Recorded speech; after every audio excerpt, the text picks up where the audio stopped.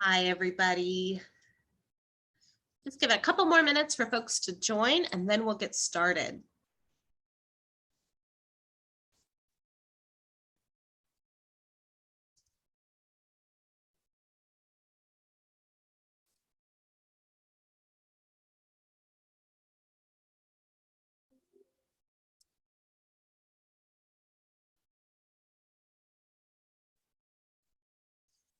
Great. Well, good afternoon, everyone. I think it's officially the afternoon. Thank you for joining the collaborative for our monthly public webinar.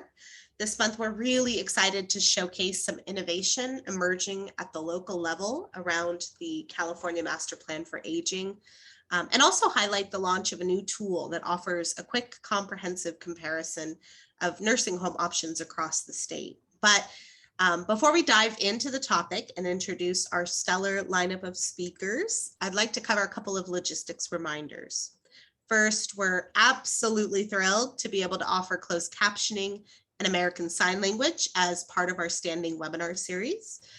You do need to enable captions, so to do that, just tap or click the closed captioning icon on your Zoom toolbar and they'll appear right at the bottom.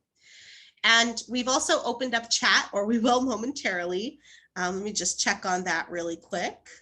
Yep, it's open. And we encourage you to engage with us and with others who are joining today. Please just remember, if you utilize the chat feature, to remain cordial. We want this to be a welcoming and safe collaborative learning environment.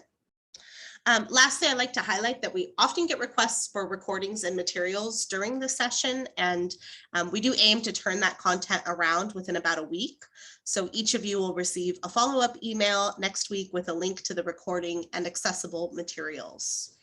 Okay, moving right along. Many of you are already familiar with the Master Plan for Aging, or the MPA for short, but just to set the stage, the Master Plan for Aging was released in 2021, and it outlines 5 bold goals, 23 strategies, and over 120 initiatives aimed at really transforming the aging experience. It's an ambitious plan, one that can't be achieved through state level action alone.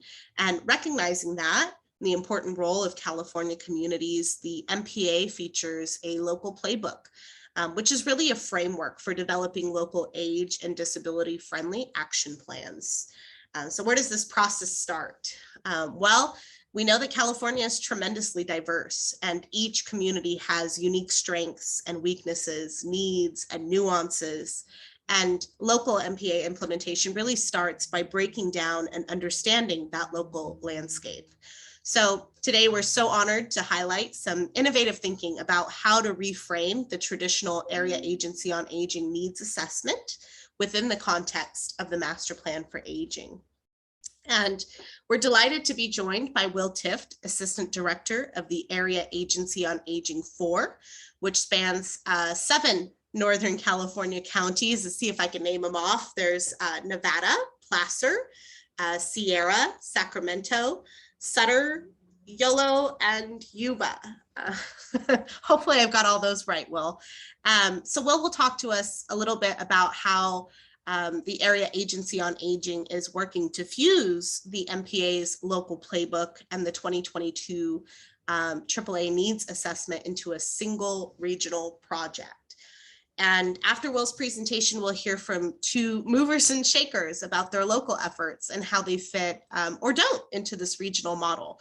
So without further ado, I welcome to Will Tift.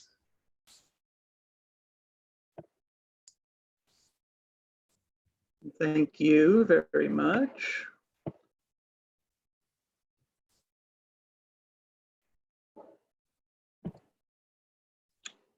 And make sure you can see let me know when you can see my screen there. Looks good. All right. And switch to presenter view. So thank you to the Long-Term Services Supports Collaborative for this. Thank you to Eldon, who's been part of this group. Thanks to Christina Mills, who encouraged us to share this with the collaborative as a forum. And so we'll get underway. I've been working in the Aging Services Network for 22 years. I've been the planner at the Area 4 Agency on Aging since 2004, and I've been the assistant director since 2000 and whatever 8 years ago was, 2016, somewhere in there.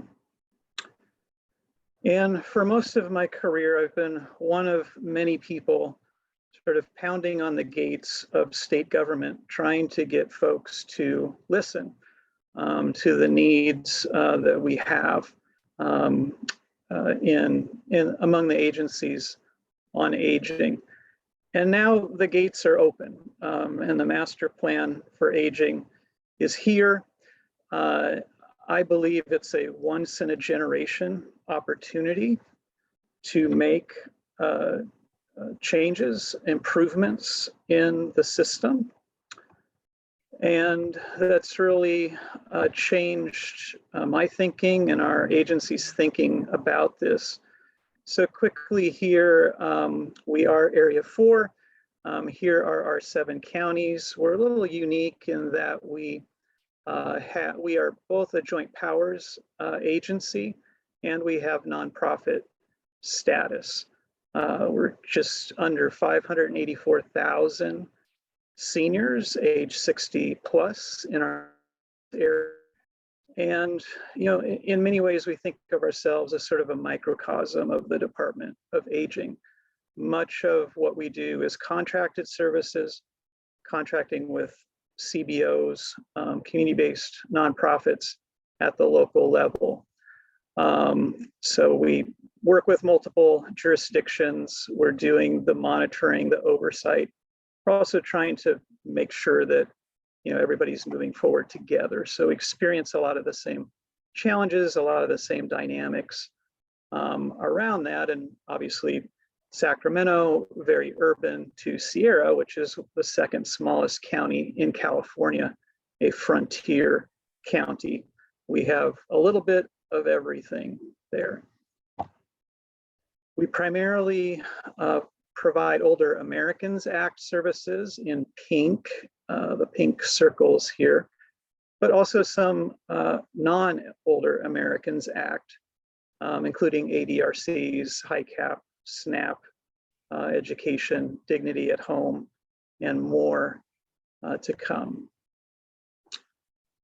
So all of us that are agencies on aging nationally go through this same 3-step process, from needs assessment to area plan to RFP, request for proposals.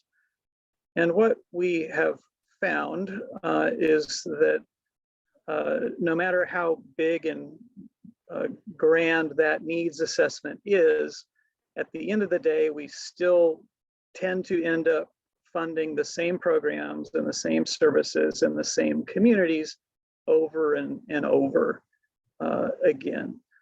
So it's sort of a quick narrowing of focus to what are the actual Older Americans Act services we're going to fund, what levels are we going to fund them, what counties are we going to fund them in. That's really the destination, if you will, of this planning process.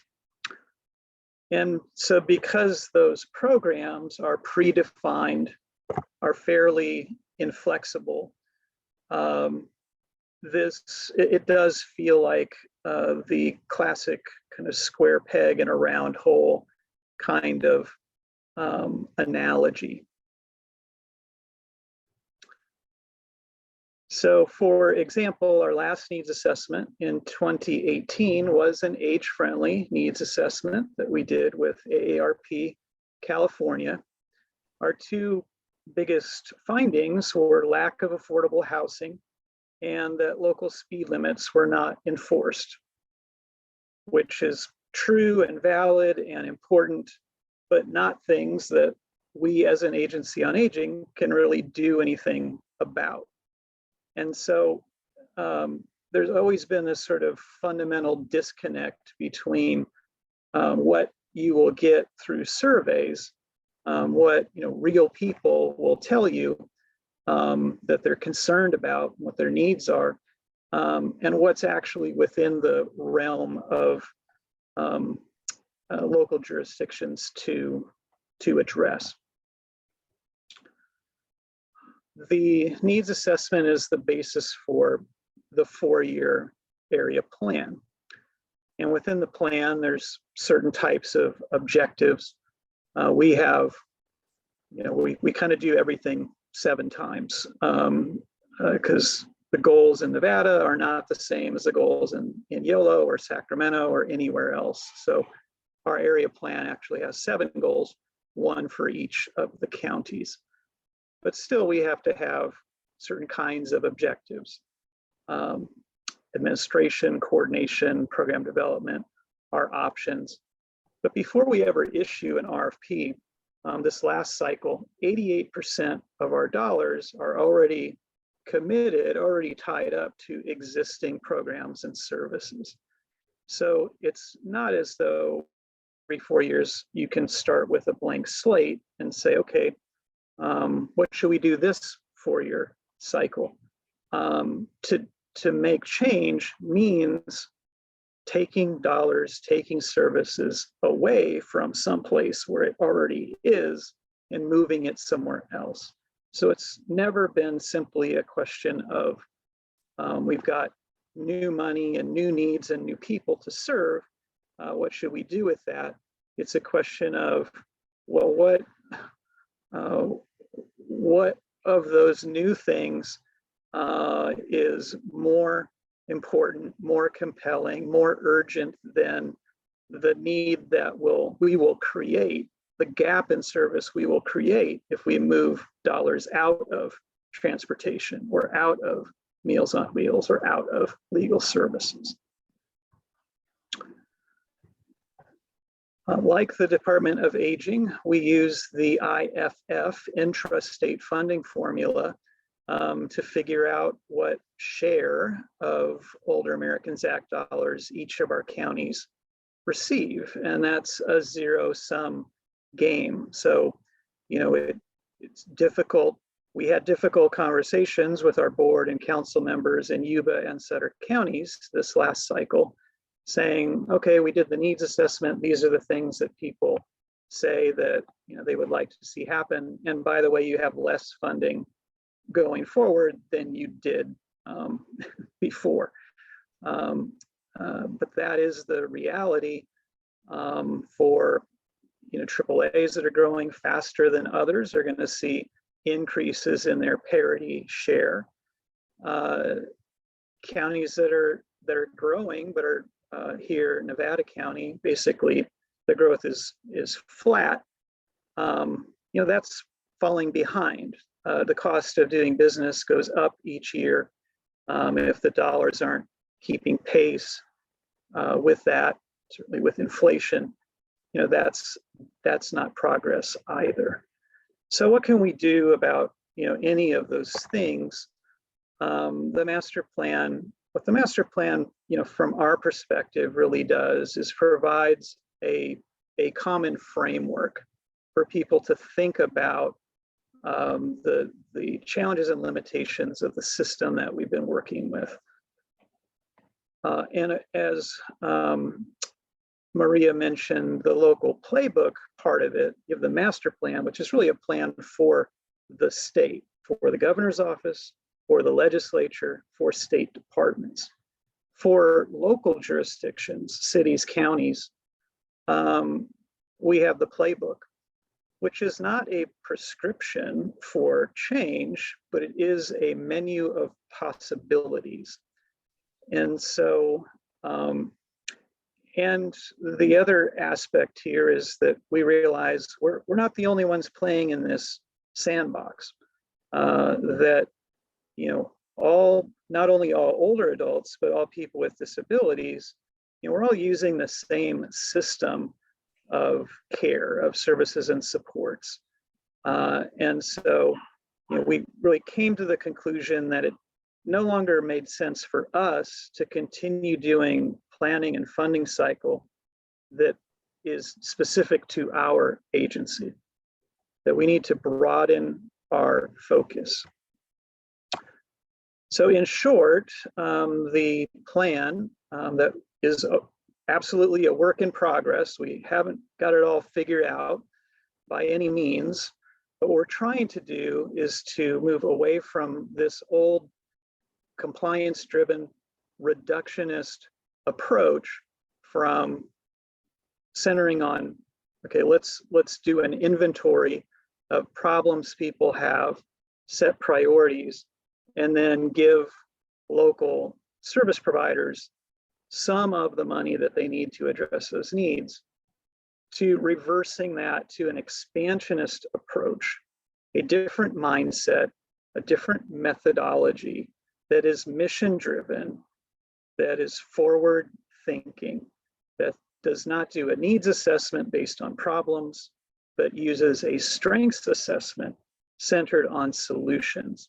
Build on those solutions, not just do an area plan, but do a strategic planning process to identify opportunities that make sense for our partners at the local level.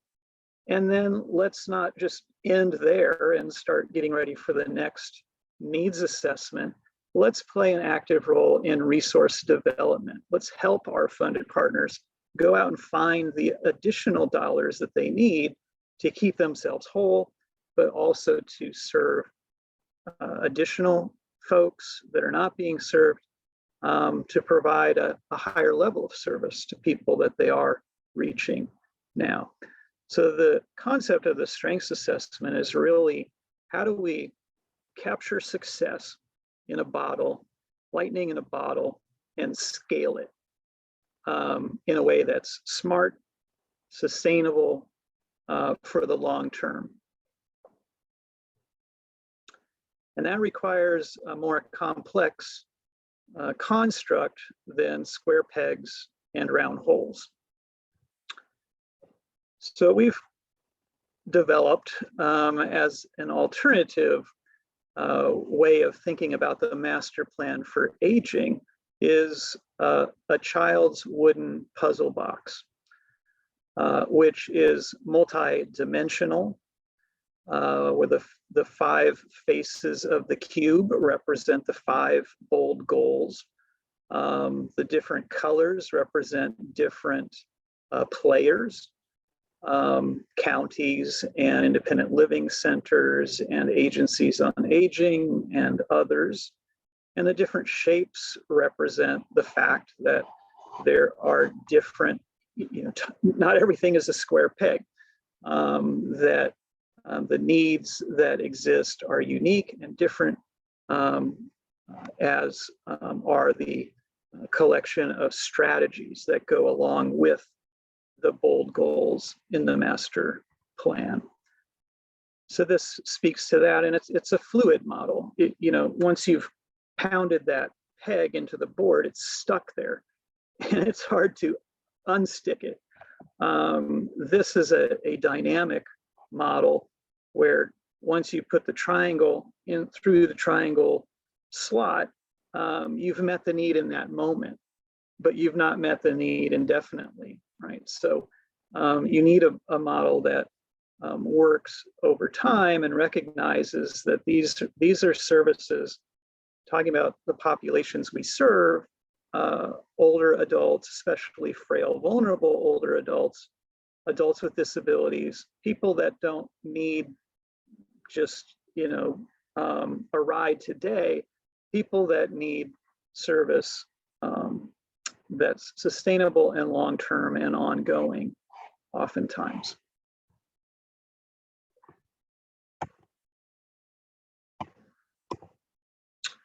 So instead of a traditional needs assessment, this funnel motion to start with all of these different thoughts and ideas and cipher them down to a top 5 list of things, it's reverse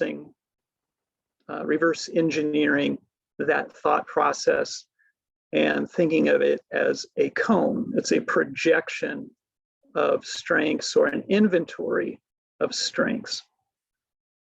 So that's where we connect with the master plan for aging. The list of strengths could be endless. This is where the framework helps us to think about strengths in the context of the master plan strategies. And we chose to start our project with goal number 3 for a couple of reasons. One being that equity inclusion is a central theme, a central tenet in the plan itself. But we also felt like we had some depth of experience here as an agency on aging, that we could start here and not be also learning about new services while we're learning how to go about this process in a new way. So literally, we use these descriptions in the master plan as the basis for how we think about these things. So for example, protection from abuse, neglect, and exploitation, we're not just going to look at research and do surveys and stuff about elder abuse. The question is, we already have programs and services that address elder abuse, but are they, as you see in the yellow there, are they person-centered approaches, and including programming and policy? Are they data-driven? Are they culturally competent? And we had to take a look at what we do as an agency and conclude, no, they're not. We're not doing those things. So that is one way that the assessment works, is to show us what we don't have. So sort of glass half empty, glass half full. Yes, strengths assessment, we want to be solution-based, success-driven. That missing element serves as a gap analysis also. So our project, we want to widen our foundation, as I mentioned earlier, to let's bring the whole sandbox with us. So it's not just us, Older Americans Act, it's not just our agency, but our funded partners. It's also county government, especially adult services, county services, IHSS, APS, public guardian, and also independent living centers. So that is our foundation, these are foundational entities. And we start by identifying, well, where are we already addressing the subjects in the master plan for aging? And each of these symbols represent a specific initiative, program, or policy that we already have in our 7-county service area. So that's the starting place for the strengths assessment that we've been working on for the last several months. Let's take a closer look at each of those symbols, what they represent, and assess them. And so we've done that starting with presentations. The other difference here with our needs assessment, it used to be just me as the planner would have the board adopt the timeline, and then I go away and I come back 2 years later and I say, ta-da, it's all finished and here's what the needs were.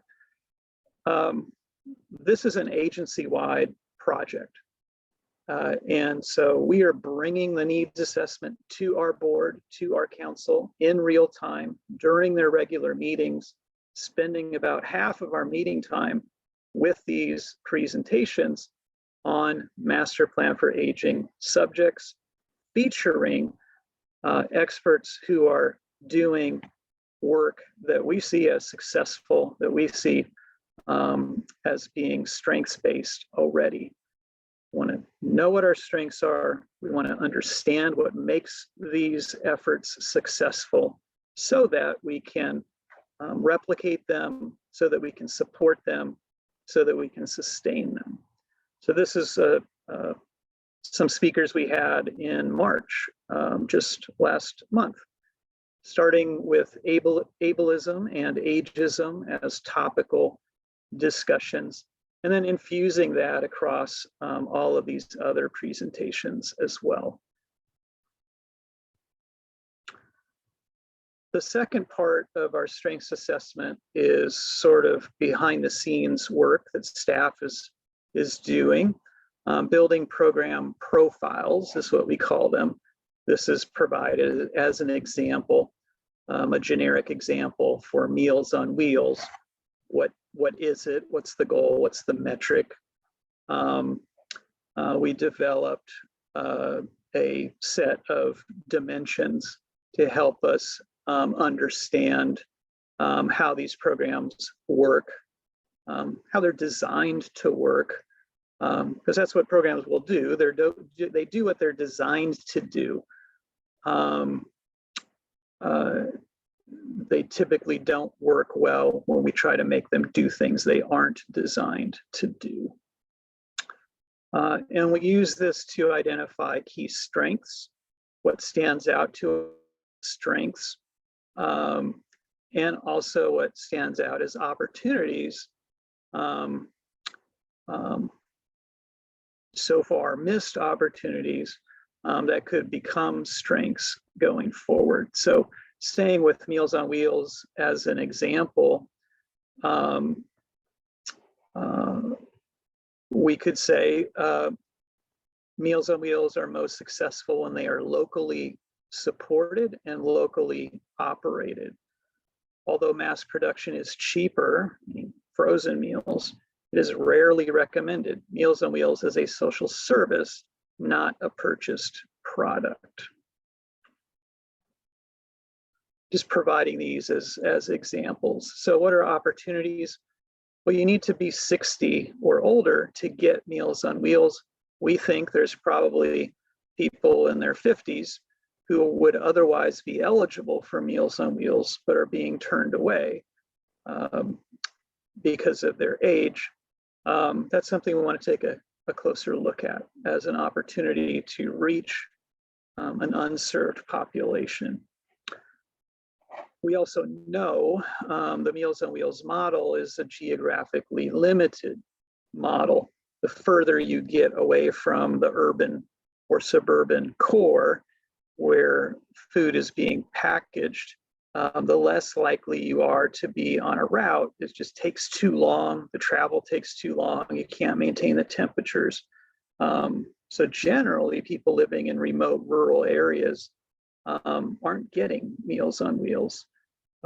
So that is an opportunity potentially to improve the service model. And the third part that we're looking at, which is thus far just theoretical, is doing, again, not a needs assessment survey, but a strengths assessment survey, reverse engineered to make sure it gives us actionable results.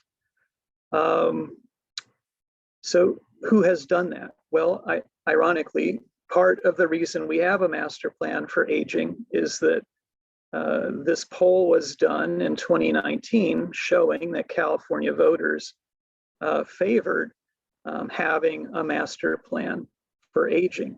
So we took a look at that poll that was done, and some of the features here that stand out. Here's a question on what are your priorities? And it's caring for our senior population, focusing on living healthier, independently, and successfully. And the most frequently cited answer there was high priority. You got another 23% top priority. So 2/3 of the people that were asked this question put this as a high or top priority. So the question is getting at, do people care about the particular item here? So that's a feeling question, you're looking for emotional attachment. The second is more of a thinking question. What's the barrier? What's stopping us from having people, in this case, live in their home as they age? Now, the public doesn't always know what the issues necessarily are. So the results aren't, results of a survey are never factual. They're telling you what people perceive to be true. If they're accurate, that they're more actionable than if they're not accurate. They're not accurate. Some education may be in order. And then the third example here is, well, who can, if there's a problem or an issue, who can fix it? Who's responsible? And if people think someone's responsible, in this case, the state of California, that suggests there's an expectation of change. So it gives you direction, it informs advocacy. So we think that as we go forward and build survey questions around topics where we feel like public support is needed, that it'll have these elements. We want to know if people care. We want to know if, is the difficulties and whom they think can fix those things. That's, in short, the recipe basically we're looking for to give us actionable results. And I do feel compelled, working with local counties to say it is absolutely not our intent to take out the word California state government and put county government in there. Counties do not have the same capacity to go out and raise funds that the state does or that cities do. This again is just an example. So all of that is just the foundational part. It's just the red triangles, AAA, Older Americans Act. It's just the yellow hearts, the independent living centers. It's just the blue octagons, the county services.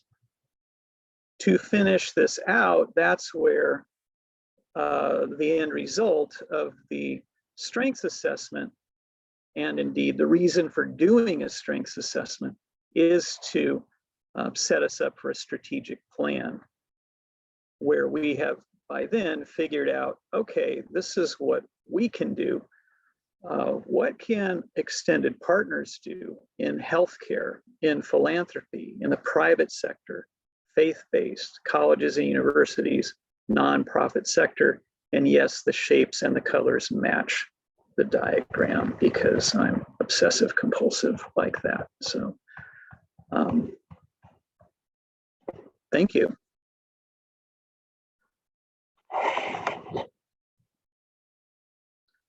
You are muted, Maria.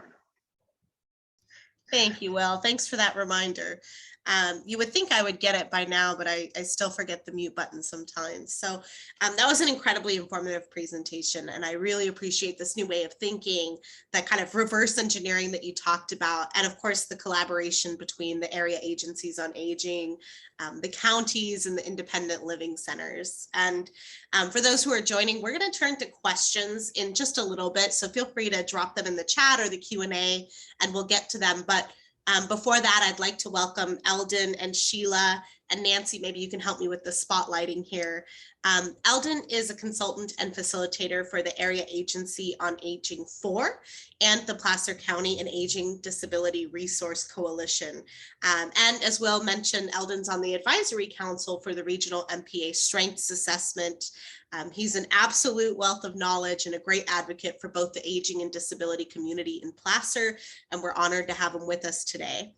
And we're also thrilled to have Sheila Allen here with her to share her perspective. It's Sheila's birthday that I think folks saw that in the chat and they wished you lots of happy birthdays there.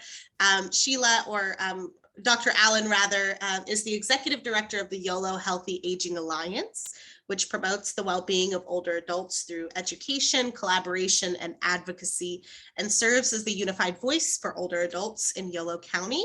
Dr. Allen is a member of the Nurses Association, I think national and state, if I'm remembering, and she serves on the staff of the Yolo County Commission on Aging and Adult Services. So welcome to Sheila. Happy birthday to Sheila. And I want to turn to Eldon and just pose this first question, which is, you know,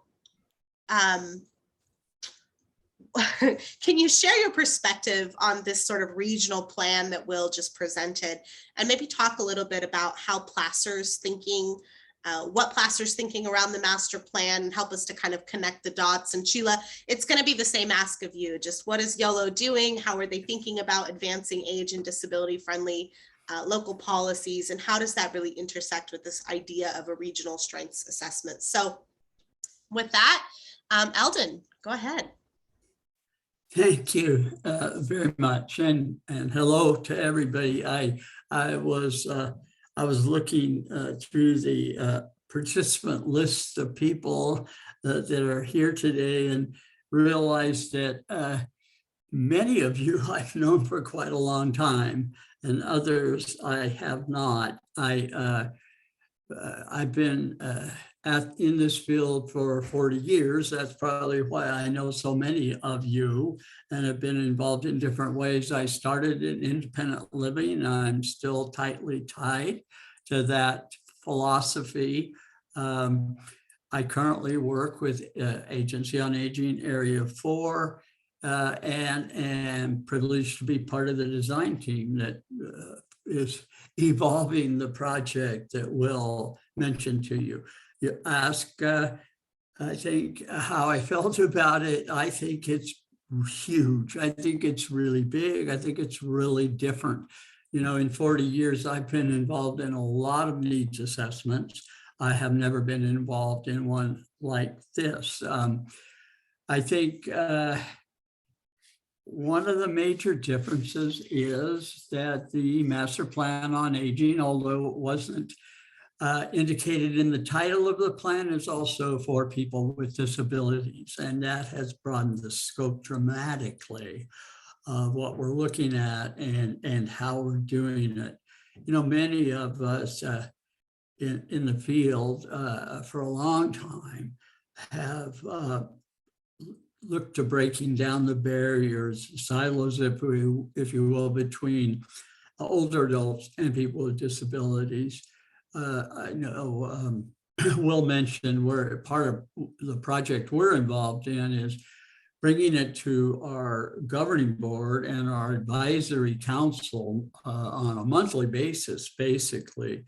And it's not only informing them of the master plan on aging and how we're looking at it, but it's also bringing them to the realization that we're talking about a much different kind of project than they've been involved in before, and a much different and larger population that we're going to try to be reaching. I know as part of the independent living movement, when I started as an independent living director 40 years ago, the vast majority of people we served were under 60 years old, younger people with disabilities. I'm currently on the board of our local independent living center here in Placer County. And I know through them and contacts with other independent living centers, that population has also changed and grown much older. I think this is not just due to demographics. I think it's because older adults and people with disabilities have become much more consistent in their lifestyles, what they want and what they need. So I think the Master Plan on Aging is moving us in that direction. I'm looking at my notes here, excuse me just a minute.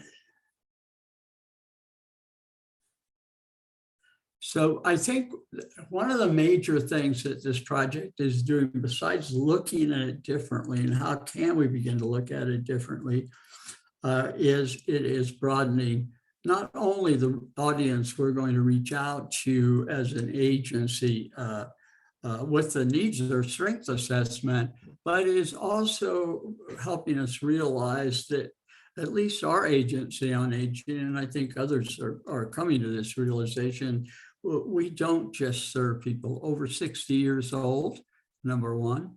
We are now recognizing that we are serving adults with disabilities that are younger as well. And we are, much of an effort moving forward with that has been, I think, through the advent of the ADRC model. And Area 4 has certainly supported that model, and out of the 7 counties, we'll soon have 6 of those counties at least that will have ADRCs within them. And bringing it down to the local level, because we mentioned that, in July, ADRCs in our region, 3 of them, Placer County, Nevada County, and Yuba Sutter County, had a conference, a virtual conference that with the master plan on aging being the focus. And when we broke off into county groups in our own work groups, every county came up with a plan on what to do next. Where do we go from here at the local level for the master plan on aging? And in Placer County, we decided to move ahead at the local level, and Nevada County as well. Both are doing more traditional needs assessments locally. We're looking at the goals. Where are we at with that? Where are our strengths? Where are our weaknesses? And what will we do with that? And in Placer County, we just finished, our Board of Supervisors approved a 5-year plan to become age-friendly. We were just accepted into the family of age-friendly counties by ARP. And we are now using the strength assessment regionally and our needs assessment locally to develop the next 5-year plan to move to implementation of the master plan on aging that will be approved by our Board of Supervisors. I think one of the advantages we have locally is our ADRC works very closely with our Commission on Aging. We have a lot of cross-representation. So it will be a united approach towards this project and our Board of Supervisors approving it for 5 years to move ahead together to implement this locally. One last thing, this is a much different approach, and it's certainly beneficial to older adults and people with disabilities. I also see it as a vehicle for all of us to rally around statewide. As a coalition and as area agencies and as independent living centers, we have this framework, a consistent framework across the state that we can unite and move forward on. So that's it. Thank you. Thank you, Eldon. Sheila, you want to jump in? Sure. So first of all, thank you so much for all of the birthday wishes. For those of you who are good at math, I can tell you that I have been eligible for AARP membership for now 9 years. And next year I'll be eligible for Agency on Aging services. So that's where I am. Thank you for those. And here's my crown, Debbie. You're asking where my crown was. YOLO, by the way, for those of you who may have younger people in your life, though YOLO, you only live once, is now a cool thing with them. Well, we've been YOLO before YOLO was cool.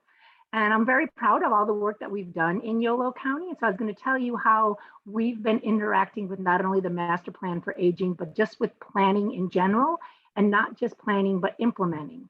So we are very involved in not only our own strategic planning, but also making sure that we are inserting ourselves both as advocates and as voices in all the different strategic planning processes.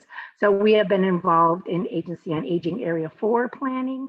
We are very involved in the local hospital systems. Nonprofits have to have annual plans that they work on. So we're making sure voices are there. Our health department has a plan, mental health services has a plan, and Yolo Healthy Aging has a plan. So there's lots of plans and lots of opportunities.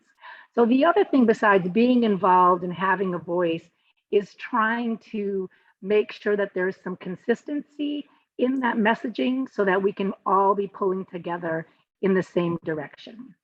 So a while back, we, about 8 or 9 years, we were very interested in the AARP age-friendly community process. So we started with West Sacramento, was the first city in Northern California, maybe in California, to become certified as an age-friendly community. And since that time, AARP and Yolo Healthy Aging has gone to each of the city councils and have been working on getting everybody age-friendly certified and the county as a whole. And very exciting with the master plan for aging that we're also working on that statewide. So we appreciate that because age-friendly is not just for older people, but it means that it's so for people of all ages and with for persons with disabilities of all ages and to be able to age in your own community. So we really embrace that concept. And then we were very lucky to, as many of you that are on the list here, to receive a SCAN Foundation grant to do some planning around before the master plan for aging, well, while it was going on, and then during the implementation time. So we received funds for, in the contract, it said to have one town hall meeting, but because we are overachievers and we could not choose which of our children would have such a town hall in their own community, we decided to have a town hall meeting in each of the 4 incorporated cities in Yolo County. And then our rural city, we also included the rural community as a part of that. So in doing that, the structure of each of these, and this is before the pandemic, if you can remember those days, we had in-person meetings with a whole bunch of people there. And the structure of it was a chance to introduce Yolo Healthy Aging Alliance so they knew where we were coming from and what services we provided at that time.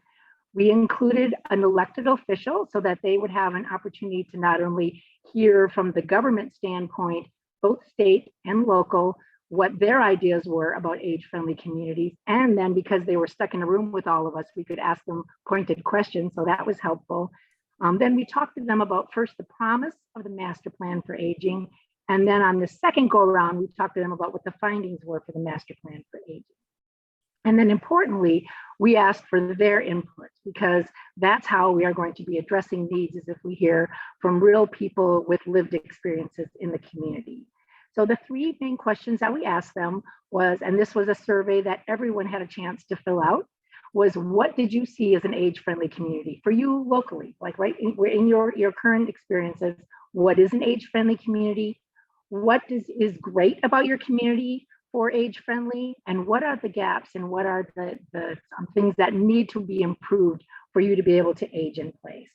So those findings, at that time, we were really happy that we decided to do it 4 times because interestingly, although Yolo is a fairly compact county, there were very different responses depending on which city that you lived in. So just as examples, so in Woodland, top priorities were things such as, and Woodland is the county seat, so it's, that kind of medium-sized county city where home delivered meals, volunteer and social opportunities, and caregiver support.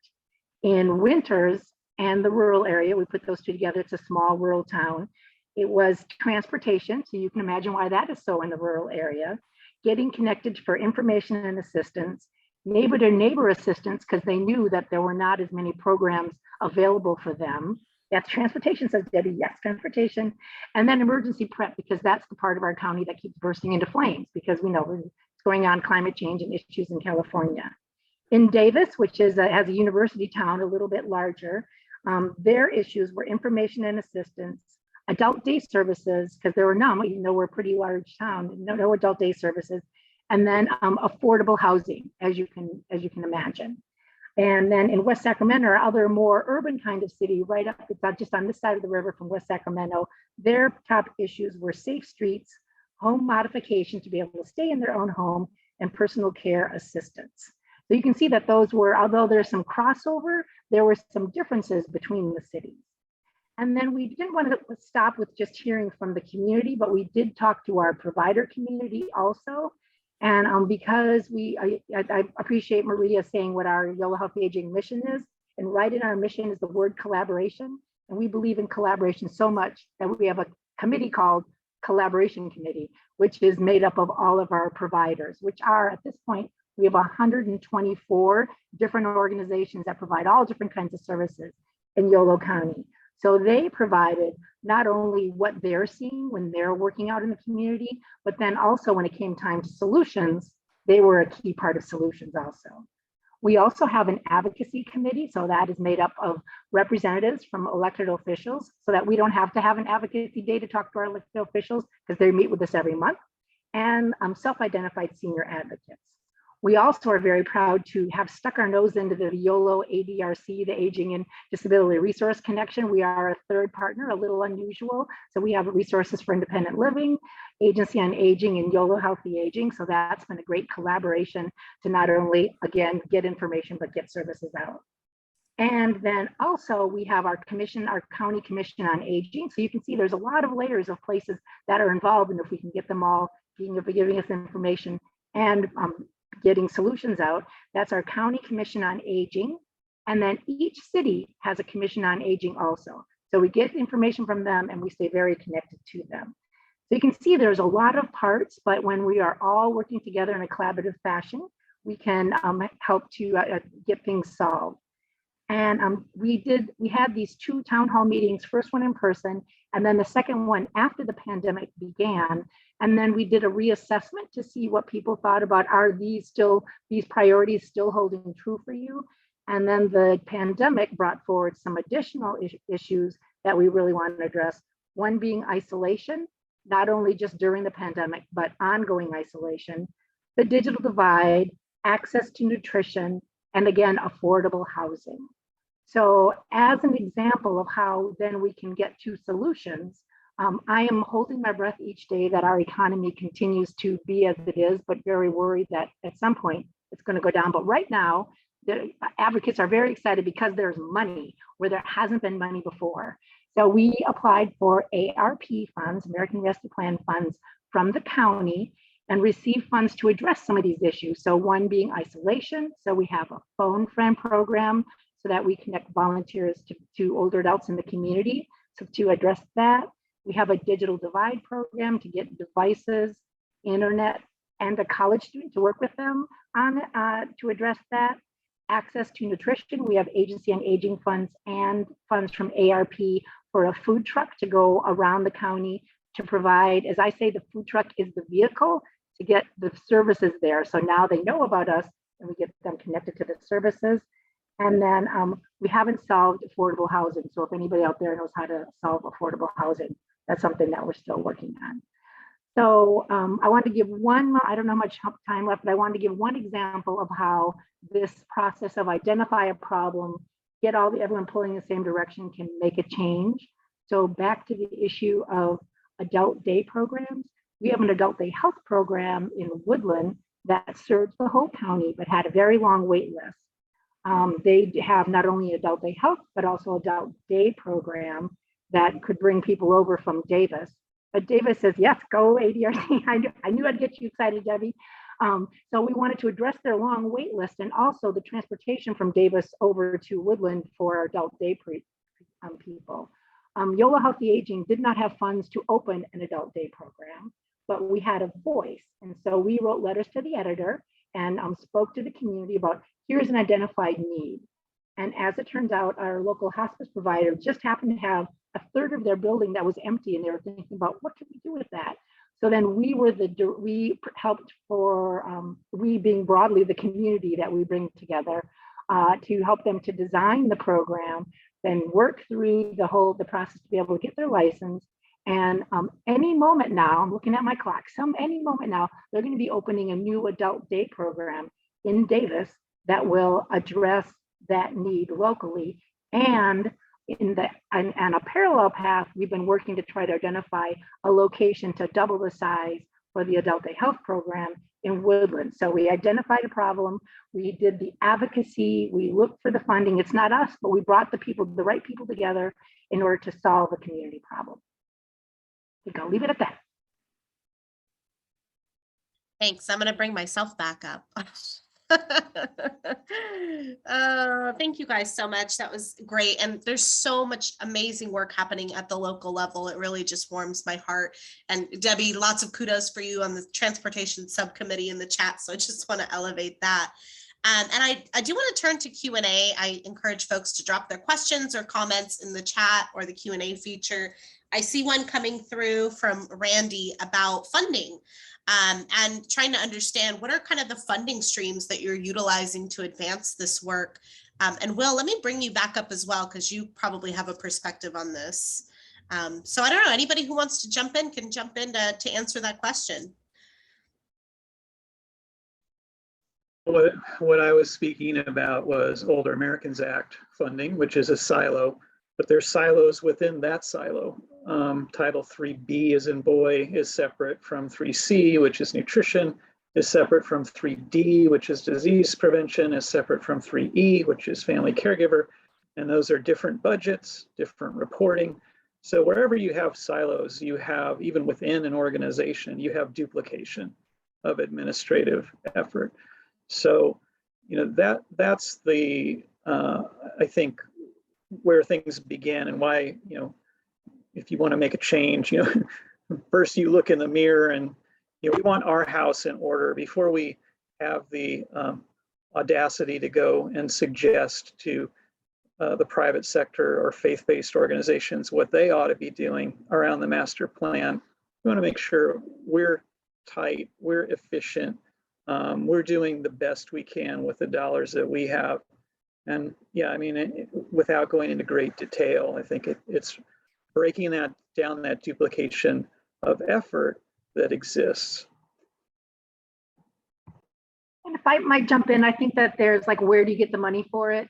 As I said, right now is good time. If you have a good idea, you probably can find a funding source for it, particularly governmental, but there will come a time when that is not necessarily so. But there are private foundations and there are individual givers who, if you cultivate a good idea with that solves an identified problem, you often can be able to find the funds for it. I know that right now, you know, I just keep thinking, because I talked to my case manager yesterday about, you know, what are we still not addressing? And, you know, I'm going to say again, affordable housing, like, what are we going to do about that? But if we take each step of the way, like, for instance, there's an opportunity for a piece of land. Okay, we have that. Now we need to see who we can advocate to come in and be the provider. Now they need to build it. Well, there's federal dollars, there's some state dollars. It's still a lot of cobbling together of funds. But I really do believe that if you have a great vision, that you can find the people who have money, even if you don't have it. If you're a good advocate, you can get the right people in the room to address it. And if I could address that just a bit as well, I mentioned that we are doing an MPA needs assessment in Placer County, coordinating with the regional project that Will mentioned, and we were able to receive funds from Kaiser and SCAN and Anthem, Blue Cross, and our Placer Community Foundation to help support, as well as Agency on Aging, to help support that project. Thanks, that was really helpful. And I, Will, to your point about the siloed funding and the different streams, it is very complicated. I just got my first crash course about how area agencies on aging utilize those different funding streams and how they're delegated. So it's complex, but it's worthwhile to really understand that. And certainly, I think looking to counties, I think we've seen that in Nevada County, where they were able to leverage some county funds to kind of kick off some local work around the MPA. And Debbie can correct me if I'm wrong, because she's really good at that. But I think Contra Costa is kind of using that same model of trying to get funds from county. I think they have a tax in place. Again, chat me if I'm wrong. So it's really just hobbling that together. And one just recognize kudos from Nina in the chat loves the idea of just including decision makers on the work groups and in those conversations, so you don't have to have those separate advocacy days. It's sort of this ongoing relationship and building that out. And I just want to pause and see if there's any additional questions. And if not, I have one more that will kind of close out this panel discussion and we can move on. All right, seeing none.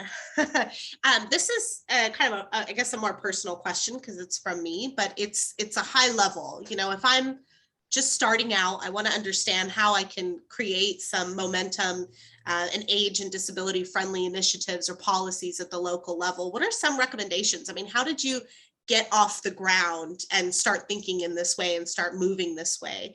Because I think, you know, just talking to different coalition members and different folks around the state, I mean, it's very diverse as far as where people are with the master plan for aging and how they're thinking about the master plan for aging. And we do have a couple of areas that are sort of in what I like to call those very preliminary stages. And so it's like, what is it that gets you to this point of creating an idea for a strengths assessment or moving forward with doing your own assessment or whatever kind of movement you're making? So I don't know, Will, do you want to start us off?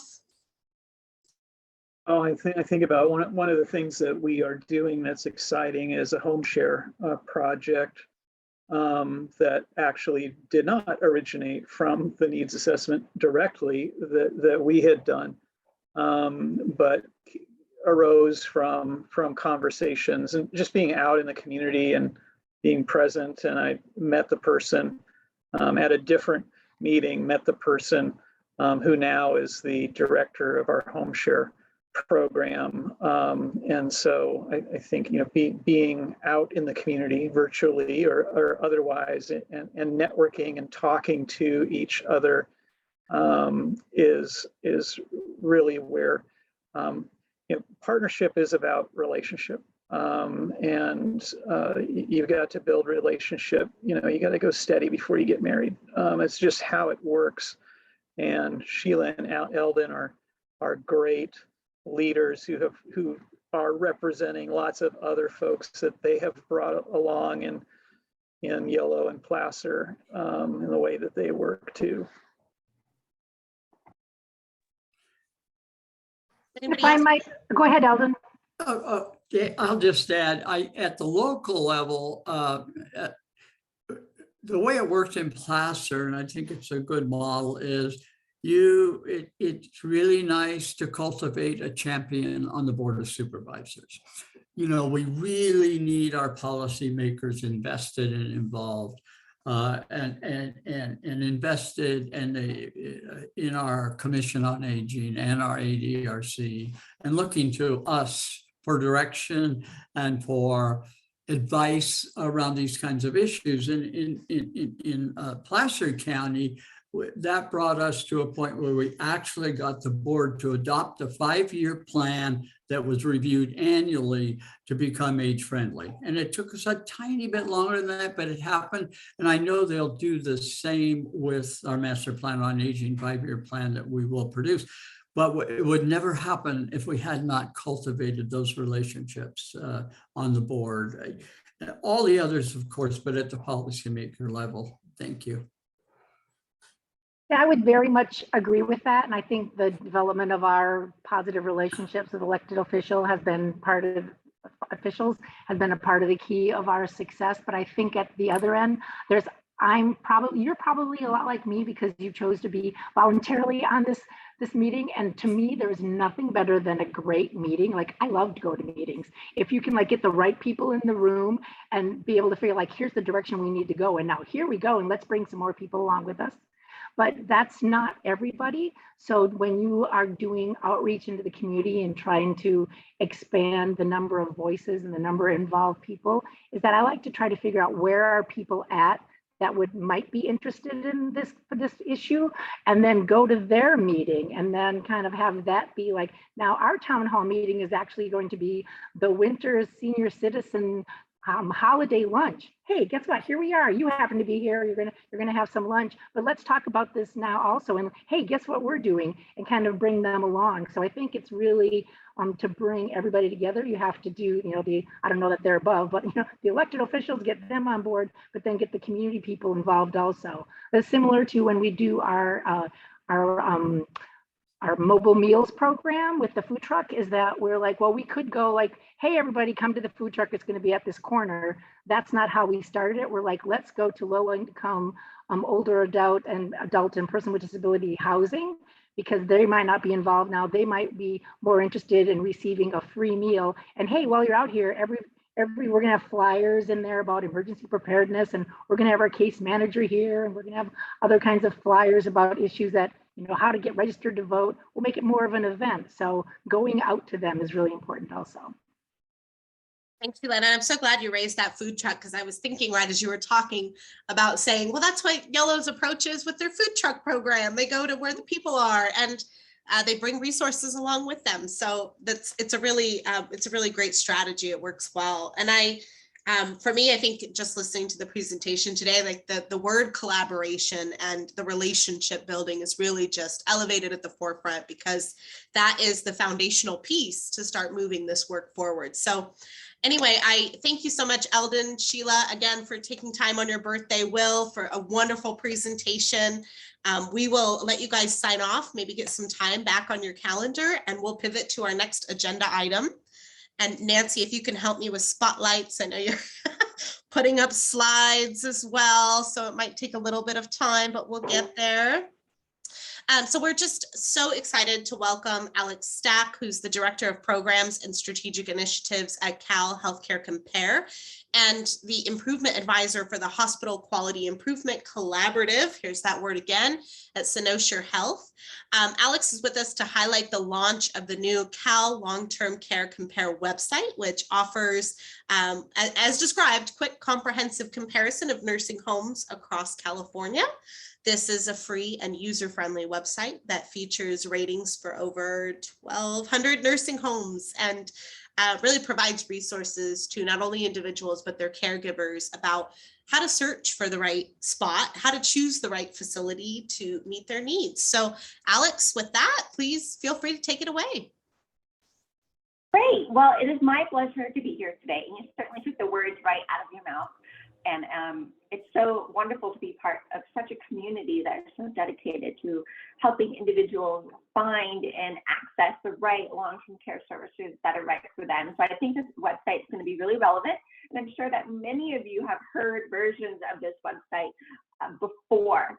So as Mariah mentioned, this is actually a free website. It's a one-stop place where you can get a snapshot of how local California nursing homes compare to each other and to statewide averages in your area. And I really want to make a point and say that this is an unbiased website. We pull data from all of the nursing homes in California, which I think are 1,200 last I counted, and we post this information publicly. People do not pay to be on this website. There's no advertisements, there's no promotions.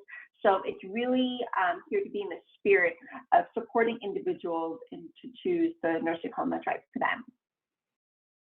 In addition, this website is actually translated into several languages. So I also wanted to call that out, knowing that our California population is so diverse. So who is behind this website? Well, I'm one of the key people behind the website, but I'm part of a larger team called Cal Healthcare Compare. We are a multi-stakeholder nonprofit, and we're funded by California Health Plan. And I like to say that we are governed by what we call a technical advisory committee, of which I think many of you participate on, so thank you, as well as a board of directors. And so we really rely on them and their expertise to help guide us. I know myself and our executive director, Bruce Furlock, our background is in hospital quality improvement.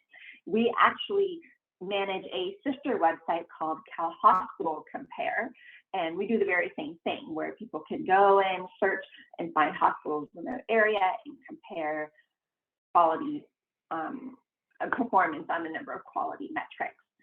So we've been really relying on our technical advisory committee and our board of directors to really guide us and shape us. And so I think thanks to all of you for that feedback.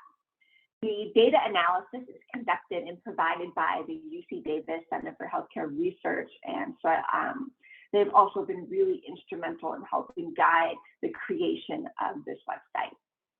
So as I mentioned before, you've probably heard us by another name in the past. So Cal Long-Term Care Compare used to be known as Cal Quality Care. That website was launched by California Healthcare Foundation in 2009. And then in 2016, it was transitioned to our friends at UCSF, Charlene Harrington and her team, and they managed it for quite a period of time until recently, until about 2021. There were some lapses in funding, and so Charlene approached us and she said, we gotta save this website. This website's my baby. And I know she was really wanting to get this website reestablished before she retired, but she's still working, she's still going. So Charlene, if you're there, we're here for you. We're gonna get this website in the right place. And so she approached Cal Healthcare Compare, and we took over the website, and we relaunched the website earlier this year around January or February. But we actually did an official press release that went out on April 19th. This went out to press, journalists, legislators, and their staff. So we're hoping to drum up some additional just awareness of the website. That's kind of where we are, just making sure that people know that it's out there. We changed the name of the website, so when you do that, it makes it harder to search. So there are certain things that we're trying to overcome just to create awareness of that. And so that's one of the reasons why I'm presenting to all of you today. So I'm hoping, if you hadn't already, you received our press release. And if you haven't, I think it might be in some of the materials that are going to be distributed after today's call or before today's call. Or Mariah, you can clarify. Yeah, they went out with the announcement, but we'll circulate them again, and I'll dig it up right now and drop it in the chat for anybody who wants to kind of download it in real time. Wonderful. And if any questions come up, actually, I know I'm kind of on a roll here, but do put them in the chat box. This is really just an opportunity for you to learn and ask more about this website. So, okay, next slide. And so as predicted, we were very grateful to see that our campaigns around awareness and outreach on this website, this tool, has had an impact. So we've had about 100 users a day since we've launched. Of course, whenever we do any kind of promotional activity, we get more users, and they're going to where we want them to go, which is to find their nursing home, to either put in their zip code or their nursing home name of their choice, and to learn more about it. Now, we do know that data is not the full story. And shouldn't be the only decision-making factor, I guess, if you will, when you're choosing the nursing home. And so on our website, you can also access additional resources to help you to figure out how to take data into the context of the overall decision-making process. So we're really here just to be another touch point, another goalpost when you're trying to find that nursing home of choice. Now, we do expect the number of users to increase given what we call nursing home selection can be a shoppable condition, maybe not on the onset, but maybe if you're looking for that second or third one that could be a better fit for either the resident or the family, this could be another great tool. So next slide. So as I mentioned before, this is what you can access on the website is pretty robust. So this website reports on a number of different measures, from staffing, resident information, and quality. And we've tried to display in such a way that it's easy to understand. So you'll see averages, and where we can, we've applied what we call a performance rating, either your superior, average, or somewhere along this spectrum. And so we're hoping that icon also gives a visual indicator of performance to that individual. And then, of course, you can compare it against the statewide averages. So it's a lot of information. I think it does require some just playing around with it, but in comparison to some of the other things I've seen, I think this is actually pretty intuitive. As I've mentioned before, this website is new, so we have a couple of informational materials out there about how to use it. So on the left-hand side, you'll see some information about the website. I actually think this is a great fact sheet if anyone on this team wants to distribute it, or just if it comes up in conversation, this is certainly a fact sheet that you can easily share with other individuals. And I encourage you to do so if it comes up, if anyone wants to learn more about Cal Long-Term Care Compare in general. Now, questions come up more specifically about how to use the website, how to use the search function. We also have another fact sheet available, and I think that's going to be more geared towards perhaps discharge planners, residents, or families themselves. So we have a lot going on, and behind the scenes, I know Charlene and her team are working diligently to make sure that Cal Long-Term Care Compare is part of the upcoming legislation, that this is some of the information that is given to residents before they sign off on that contract. But in addition to that, from this website perspective, we have a couple of plans. We plan to add some additional information around fines, citations, and deficiencies. That has been so hard to analyze, let me tell you, and try to present this information that's easy for people to understand. It's been something we've been challenged to do, but we're almost there. We're also hoping to do some kind of nursing home recognition on staffing. For Cal Hospital Compare, we produce several honor rolls, whether it be maternity, opioid care, or what have you. And it's been really helpful in trying to tell the story of quality in a different way. So we're hoping to do that for nursing homes, but it'll look a little bit different. It's going to feel a little bit different, given that nursing homes are not hospitals. We also hope to be able to expand the website at some point to include other long-term care services beyond just nursing homes. So we're actively looking for funding to do that. So I think a number of you have been helpful in advocating for that in this next budget cycle. And of course, continue to do outreach and let people know that this website is available to you, to our hospitals, to our discharge planners, to residents and families and whomever. So we're really trying to create this awareness that Cal Long-Term Care Compare is really here to be another resource in the decision-making process. And if it comes up, and if you so choose to, we invite you to help us spread the word, either in your website, your newsletter, join our LinkedIn page, Cal Healthcare Compare. And I think it's just a great way to kind of stay in the know. And if you're interested in joining our technical advisory committee or contributing in some way, please don't hesitate to reach out to me. We'd love to have you. We're an all-inclusive group. I think the feedback that we've gotten so far has been so instrumental in, again, guiding this work. And so that really kind of wraps up my spiel on Cal Long-Term Care Compare. But I really do welcome any questions that you might have, or just feedback in general. That's great. Thanks, Alex. I do see a couple of questions. Looks like Randy, you've got your hand up, so I'll turn to you in just a minute. Oh. But in the meantime, just an ask, if you could drop your email into the chat, and folks who want to reach out and maybe get some of that content that they can share or sign up for an advisory role on the committee can do so. So Randy, I know you've had your hand up for a while, so I want to turn to you. I've opened your line. You might have to unmute yourself. Yep.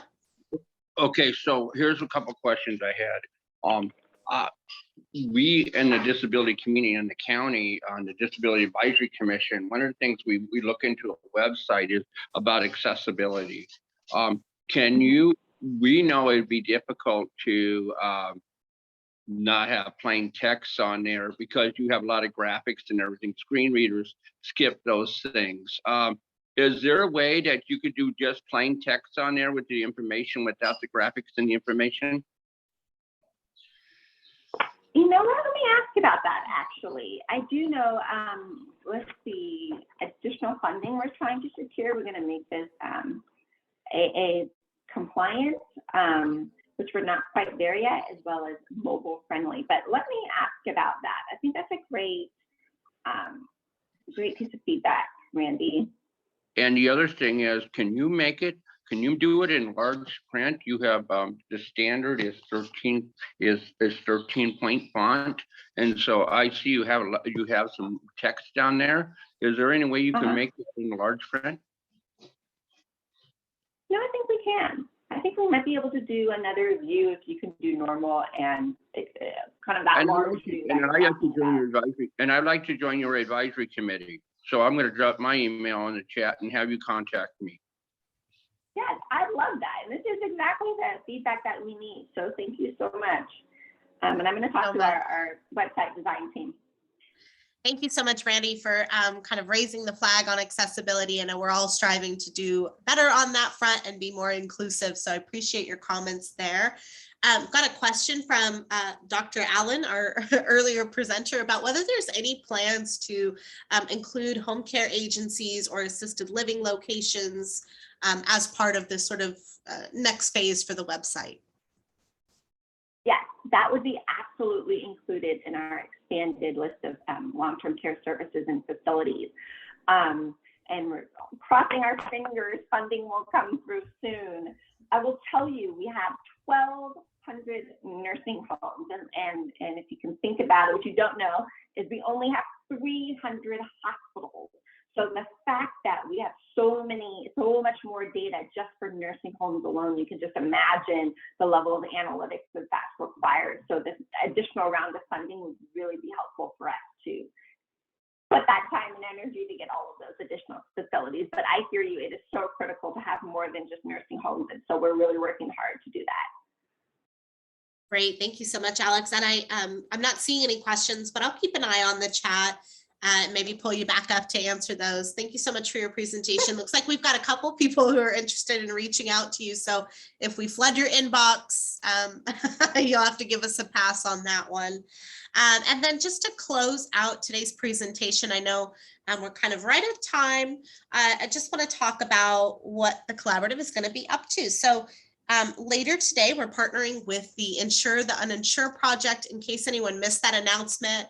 And in case anybody just feels like they want to spend all day on Zoom with the collaborative, we've got a workshop coming up in about half an hour, 2 o'clock, where we will be kind of walking through and navigating the legislative, budget, and administrative processes, how each process works in tandem, and then how to kind of engage with policymakers and in regulatory procedures at the state level. So that's open to everybody. Please join us. We'd be happy to have you. I want to talk about next week. We'll see you at Senior Rally Day. The California Collaborative is a premier sponsor and we'll be there. And next month, our public webinar, kind of traditionally, I think in May, we turn to look at the May revise. So I hope you all can join us for that conversation. We'll have plenty of time to digest it, I hope, and be able to offer some insights and perspectives on how that's shaping up. So thank you all. And we'll make the recording and the slides available shortly, and appreciate you being here. Again, Sheila, happy birthday. Hope you enjoy time with your daughter. Thanks to all of our presenters, and have a wonderful rest of your day. Thanks so much. Bye-bye. Bye, everybody.